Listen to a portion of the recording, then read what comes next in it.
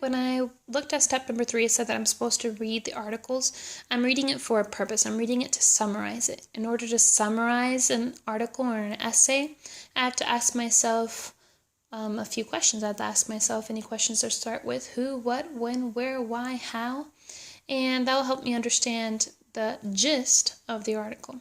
So I'm going to zoom in here so you can look at the questions and at the articles at the same time, and go ahead and read it to yourself, pause the video, and try to answer the questions yourself. All right. Hopefully you already paused it and you answered the questions after reading the article.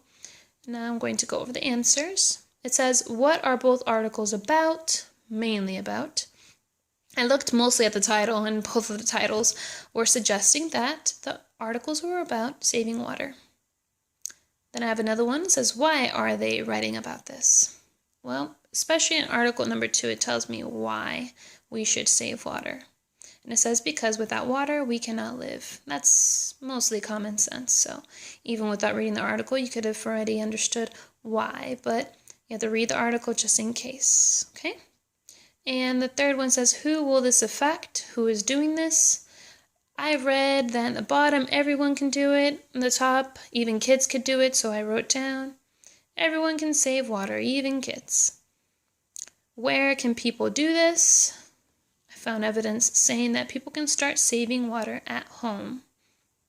And how can people do this? So what are the actions? What are the steps they can take? I put by following tips in article, using only what is needed. And that is it for my questions. Now I had to create kind of like a 20 words or less sentence for my gist. And I can show you right over here that I already have my controlling idea written last time. Now I have my gist. It says, in the articles, some ways kids can help to save water and save our water. The authors share information about how everyone can start saving water by following some simple steps at home. And that's your introduction, boys and girls. You have your gist, you have your controlling idea. Both of those 2 sentences together create your introduction. You can write your first paragraph.